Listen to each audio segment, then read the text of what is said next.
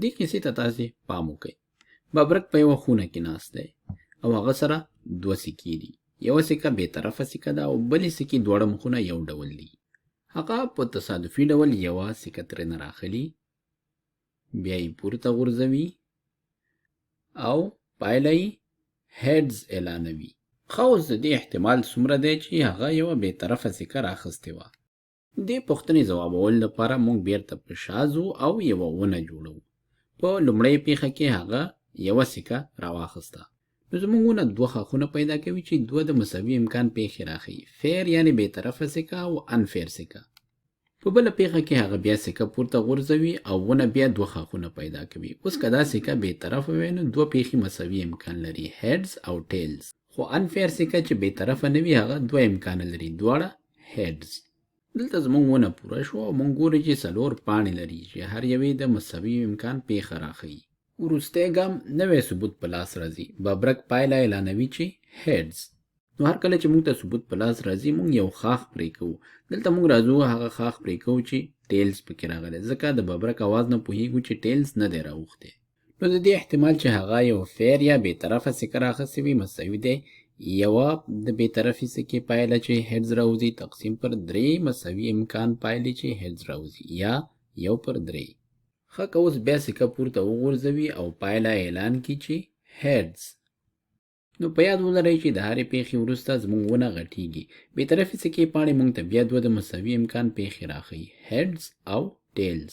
خو د انفیر سکې پاڼې موږ ته دوه د مساوي احتمال پیښې راښیي چې هغه دواړه هیډز او هیډز دي. وروسته له هغه چې موږ بیا د هیډز اواز واورو نو موږ هغه ښاخونه پرې کوو چې ټیلز راښیي. نو ځکه د بې طرفه سکې راخیستلو احتمال وروسته له هغه چې دوه ځلې هیډز راواوړي دا مساوي دی د بې طرفه سکې هغه پیښه چې هیډز پکې راغلی وي تقسیم پر ټول د مساوي امکان هغه پیښې چې هیډز پکې راوړي او یا یو پر پنځو سره. وینئ چې د هیډز شمیر په زیاتېدو سره د بې طرفه سکې احتمال ورو ورو کمیږي. خو په یاد ولرئ چې دا هیڅکله نه صفر کیږي. یعنی هر څومره ډیر ځلې چې دا سکه پورته وغورځو موږ 100% په دې نشو اطمیناني کېدلی چې دا سکه بې طرفه نه ده. اصل کې د مشروط احتمال ټولې پوښتنې د غټېدونکو غونو په مرسته باندې حل کېدی شي. راځو د اطمینان لپاره بله پوښتنه پکې حلو. ببرک درې سکې لري چې دوه سکې پکې بې طرفه دي. یوه سکه پکې بې طرفه نه ده چې په هغې کې 2 پر 3 ځلې هیډز راوړي او 1 پر 3 ځلې ټیلز راوړي. ببرک یوه سکه په تصادفي ډول راخلي او پورته یې غورځوي او بیا د هیډز غږ کوي. نو اوس د دې احتمال څومره دی چې هغه یوه بې طرفه سکه نه ده راخیستې، یعنې انفیر سکه یې راخیستې. نو بیرته په شا ځو او ونه جوړو. لومړی پیښه څه شی ده؟ د یوې سکې ټاکل دی، کوم چې درې د مساوي امکان پایلې لري، دوه فیر سکې یعنې بې طرفه او یو بایسډ یعنې چې بې طرفه نه وي. ورپسې پیښه بیا د سکې پورته غورځول دي.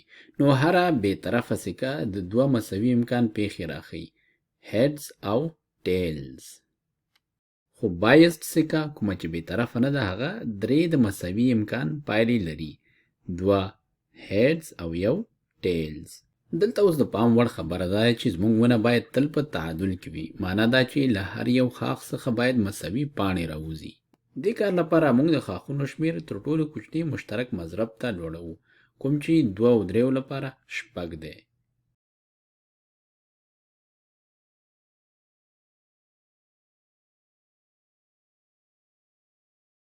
پای کې راځو ټولو پاڼو ته نومونه ورکو. بې طرفه سکې 6 مساوي امکان پایلې لري، 3 هیډز او 3 ټیلز. همدارنګه بایسډ سکه کومه چې بې طرفه نه ده 6 پایلې لري، 4 هیډز او 2 ټیلز. اوس چې کله ببرک بیا د هیډز پایله اعلان کړي نو موږ ټول هغه ښاخونه لرې کوو چې ټیلز ته تللي وي، ځکه چې ټیلز نه دی واقع شوی. نو د بایسډ سکې ټاکلو احتمال په دې شرط چې هیډز راواوړي څومره دی؟